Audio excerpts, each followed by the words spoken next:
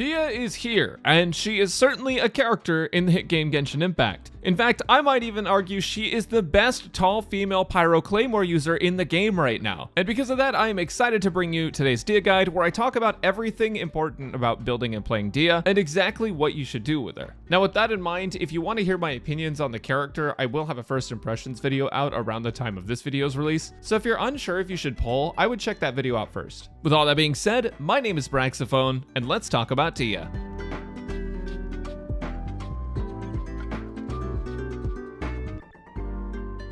Dehya has two things that make her stand out as a character. One is her appearance, with her having an amazing and unique design, I would argue the only 6-star appearance in the game, and the second is that Hoyoverse just forgot to give her damage. That said, I'm sure they'll try to fix it in some way, since they oftentimes play future impact and release artifact sets and different kinds of content later. In the meantime, I want to help you learn to play Dehya, so let's talk about her kit. First things first, Dehya has hybrid scaling on everything but her basic attacks, meaning she benefits from both attack stats and HP stats, which can be nice when you're factoring in bonuses and buffs for damage. We're going to ignore her basic attacks because I'd rather pretend that she doesn't miss, but her skill actually does something unique. Basically, she puts down a pyro field, and when enemies take damage inside of that field, they can take additional pyro damage. Now this isn't as broken as it seems. The damage is pretty low, and the pyro application isn't great since it can only hit once every 2.5 seconds at fastest. Think of it like Albedo's elemental skill. On top of that, if a unit takes damage inside of her pyro field while she's off field, she takes a portion of that damage herself over a certain amount of time, and this ultimately will reduce the damage your on-fielder is taking. To be honest, this doesn't really do much because your on-field character can still die without a healer, and in Genshin there's not really a need for this effect when you can just run a shielder or healer in general. You are still going to want a healer with Dehya. On top of those effects though, her field does give some stagger resistance inside of it, so that's pretty nice. It's worth noting that her elemental skill won't trigger against shielded enemies though. Now when you place down her skill, it deals some pyro damage, and you get access to another cast of it with slightly higher damage if you need to move it around. If you place it down again via a second cast of her skill, or by using her burst, which we'll talk about in a second, you can activate Dehya's first passive, which basically reduces some of her damage taken from her skill's mitigation effect, and she'll also give your party interruption resistance. This is basically key if you want to play something like Melt Ganyu, because the base stagger resistance you gain from her skill isn't really enough to eat a hit. Last few things to know about her skill is that it'll generate up to 5 pyro particles over time, and it snapshots stats when you place it or recast it, meaning it will keep whatever stats Dehya has throughout the whole duration of the skill up until you replace it, where it will then keep the stats that Dehya had when you replaced it. It's also worth noting that it doesn't refresh its duration if you place it again, it'll just keep the same duration it had from before you refreshed it. Now when it comes to bursts, Dehya's burst is one of the coolest looking casts in the entire game. It turns her into a melee brawler with flaming fists and deals pyro damage per hit. You don't actually have control of Dehya in her burst. You kind of do in terms of the direction you go, and you actually do need to spam your normal attack button or your elemental skill button to get her to punch faster and faster, but technically it's automated, and during this she's dealing burst damage on burst attacks, which means that she does unfortunately not work with Xingqiu, Yelan, or Beidou. It's a pretty short elemental burst, and realistically the damage is low enough to just ignore it when you're running her as a support, but I have a build for her burst in the artifact section if that's how you want to play her. During her burst, she picks up her elemental skill until she's done bursting, or she'll place it back down. The duration of her skill doesn't get refreshed this way either, it just gets paused until she puts it back down. Now for Dehya's second passive, she gets a form of health regen when she's low. This is especially helpful for when she's off field and mitigating some of that damage for your team, because over time she's going to drop to low HP, and that health regen can be super helpful. It's pretty hard for Dehya to get knocked out, but on the not so bright side, since it doesn't really heal your teammates, your team is still going to die over time if you continue to take damage, even with Dehya's mitigation, but it's a decent passive for her to have just so that she doesn't die. Oh, and lastly, she has a movement speed passive during the day, which is pretty nice for exploration. For her talent priority, leveling her skill gives you more damage mitigation, so I would prioritize that over anything else. I found Dehya's best role so far is as a stagger and burning support for Melt Ganyu, and I'll talk about team specifics later on, but that's my general opinion on her best use case at the moment. Hoyoverse likes to release characters in anticipation of content, so it's possible she has a better niche in the future, but yeah, right now not too many optimal uses. But if you subscribe to my YouTube channel, you might be updated if she gets any more uses in the future, and if you're a Dehya enjoyer like I am, I'm sure you'd love to hear about it, so why don't you just hit that button. Just hit that little subscribe button right below the video. Either way, you're gonna need to know how to build her, so let's move on to the artifact section.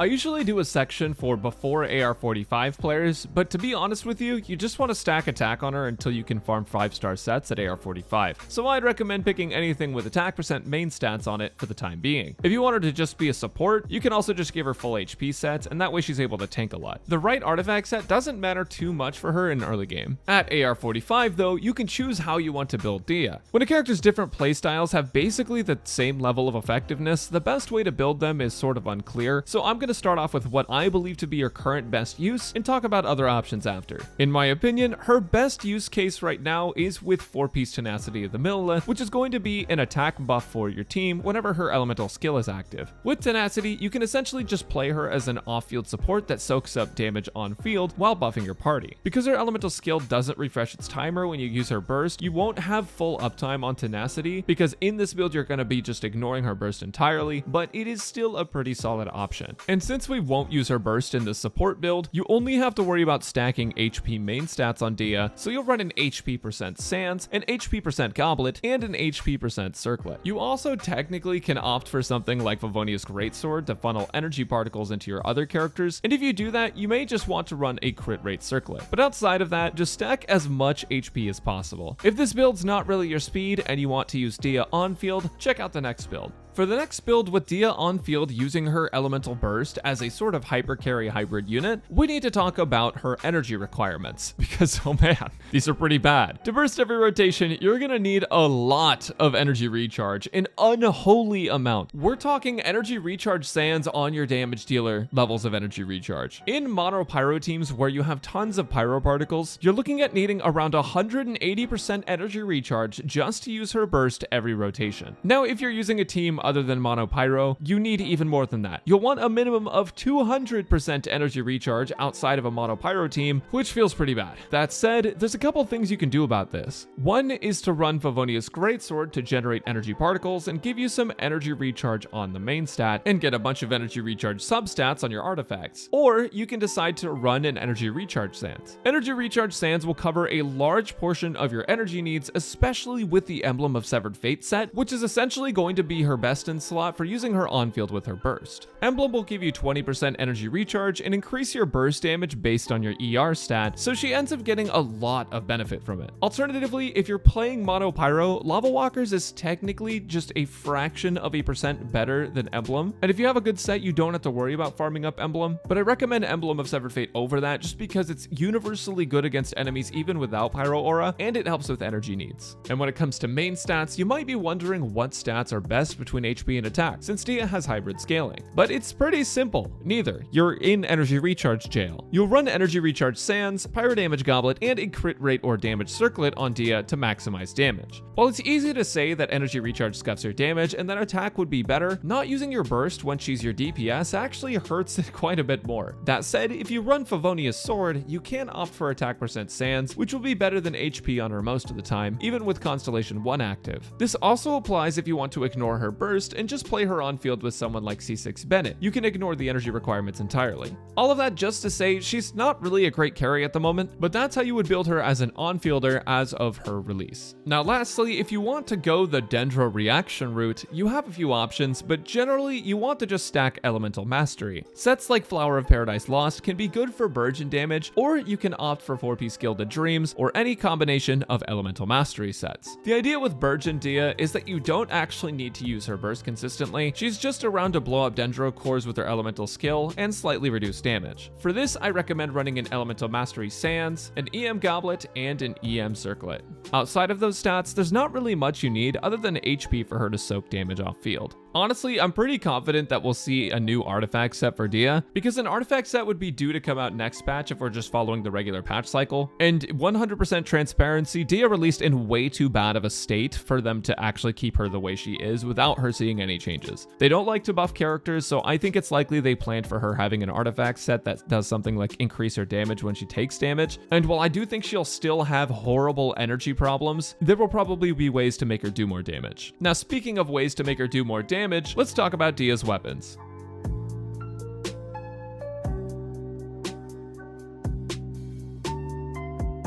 For Dehya's weapons, it depends on how you want to use her. Generally, if you're using her as an off-field tank support, your best options will be between Favonia's Greatsword for energy to pass on to your team, her signature Reed C, which gives you a pretty solid HP bonus while also having decent attack and crit stats, Forced Regalia to share some elemental mastery if Dehya triggers burning, or lastly, the Bell, which is an HP scaling weapon. That all changes though if she's in a Burgeon comp, where you'll want to use something like Mailed Flower, Rain Slasher, Forest Regalia, or any other elemental mastery or HP scaling claymore. But the one that's the most important is going to be Dehya as an on-fielder. Obviously, her signature weapon is going to be her best just because it gives HP and a bunch of attack, but a high refinement to Akomaru can be a high damage option for her since its burst damage bonus can be absolutely massive. The downside being that this weapon's pretty hard to get, but if you have it, it can be a good option. Outside of that, Wolf's Gravestone, Unforged, Black Cliff, Skyward Pride, Joel, and Fav are decent options on her as well. Serpent Spine is actually still decent, even though you'll lose stacks on field if her passive has been activated. It's important to know that since you can't lose stacks to her damage off field, it's still possible for you to start with a lot of stacks. There's many weapons in this game, and I didn't list them all, but if you'd like to know where each one ranks for an on-field carry Dehya, check out this weapon ranking by low priority. Here you can see weapons ranked for carry Dehya based on buffs from Bennett and Kazuha, which ideally you would be using for a hyper carry Dehya. Go ahead and pause the video if you need to, and otherwise, let's get moving to the team section where I can show you different ways to put Dehya into your teams.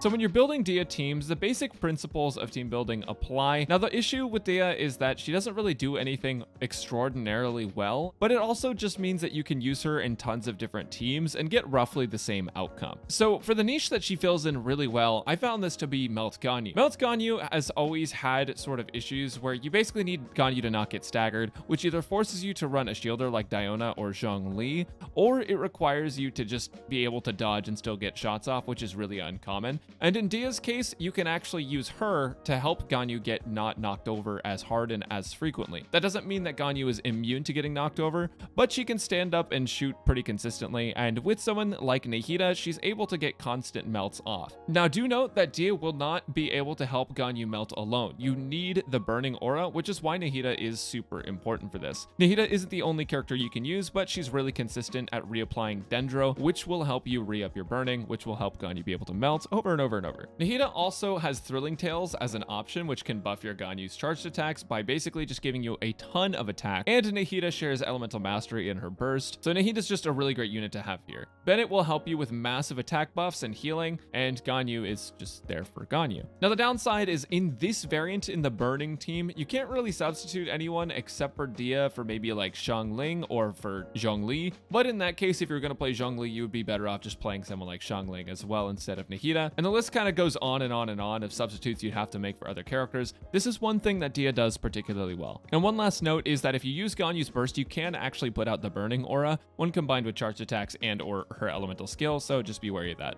Next up, we have what I call the placebo team. This is basically a team that's going to give you the feeling of doing a lot of damage with Dehya, but in reality, it's a placebo effect. You're actually just playing Xiangling. Now this team is a mono pyro team that's basically just focused on using Bennett to buff your Dehya and your Xiangling. Both Dehya's elemental skill and Xiangling's elemental burst can snapshot that attack buff. And on top of that, Kazuha is going to give you pyro damage bonus, and he's going to shred pyro resistance on enemies. As long as you're not against enemies that resist pyro or are immune to pyro, this team should be okay. Even a little bit of pyro resistance on enemies can be fine. Now, in this team, something interesting that you can do, it doesn't really become mono pyro anymore, but you can sub out Xiangling for someone like Mona. And if you do this, you can actually get almost full use of Mona's burst. That gives you a whole bunch of extra damage bonus, and it'll make Dehya feel a lot stronger. Realistically, Dehya's damage isn't significant enough to clear Abyss at C0 unless you have another character that's carrying that damage. Even with the Mona team, it's going to be tough. She needs a lot of energy to recharge.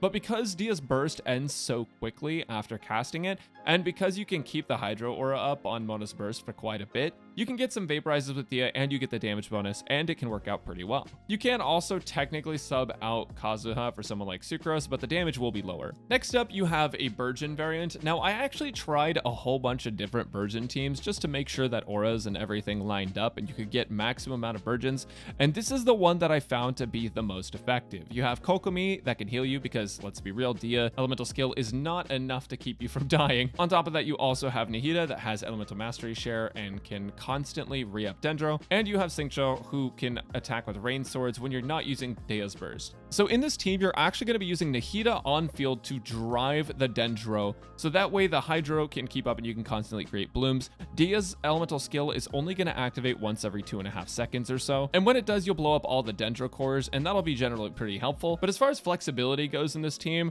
the most you can really do is go Xingqiu for Yelan, and outside of that, I found that you just don't really create a lot of Dendro cores with other combinations. You can technically go double Dendro, but this is what I found to be the most effective. Another thing you can do is you can also sub out Kokomi for someone like C6 Bennett, and you can use that to Burgeon with Dehya, but it's just going to be worse because you'll have less Hydro application to keep up with Nahida and Xingqiu, and Nahida's only going to proc once every 2.5 seconds-ish anyways, so it ends up just working out worse. So for other teams, you can also use this silly, wacky Hyper Bloom team where you basically just give Kandake Infusion to Dehya, and you don't use her elemental skill or burst, and that way you have constant Hydro application with Nahida, and then you Hyper Bloom with Kuki Shinobu, and unironically, this is good enough to clear content. Or alternatively, you can replace Kandake with someone like Xingqiu if you want to just get constant Hydro application as well, and just don't use Dehya's elemental skill or burst, and you should be fine. I did actually find that this team was pretty good, not necessarily in this abyss, because enemies in this abyss get knocked away super easily, and if they don't get knocked away super easily, they're in the later half of abyss where you have to go through the enemies that are a pain to clear just to even test this out. But in general, this team has a lot of potential. You have someone like Rosaria that can hit reverse melts with her elemental burst.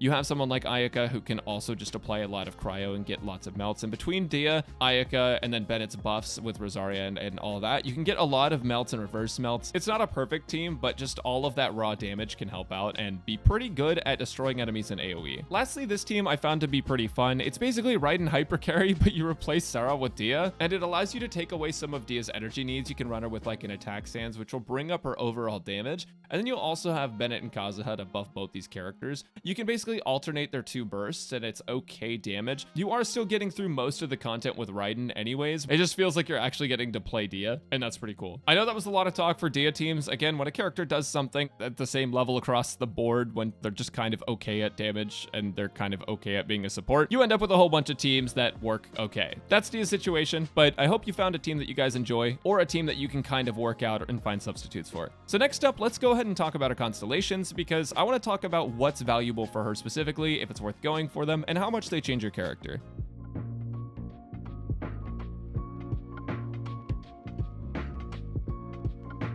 Dehya's Constellations have the power to make her a significantly better character, but this section is to help you decide if they're worth going for based on your investment level. First off, her C1 is a pretty solid damage increase. It increases her max HP and her damage by a large portion of her HP. It's worth noting that an attack percent sans will still be better than an HP sans most of the time, even with its Constellation. But that's too bad for you because you're still in energy recharge jail. Constellation 2 is sort of a quality of life change because it adds 6 seconds to her elemental skill when you use the recast of it, and also slightly increases damage it deals based on when your characters are getting attacked. The damage increase is nothing insane though, since her skill's damage is already low. Constellation 3 is a burst level increase, which is good for on-field Dehya. Constellation 4 aims to solve Dehya's energy issues, but to be honest, the energy gain is nothing crazy. It gives her an energy refund and slight healing on use of her burst for every punch that hits an enemy. In something like Mono Pyro, you can reduce your energy needs from 180% to about 145%, assuming you don't miss a single punch. That said, it's pretty easy to miss. Constellation 5 increases her skill level by 3, which is a minimal damage increase,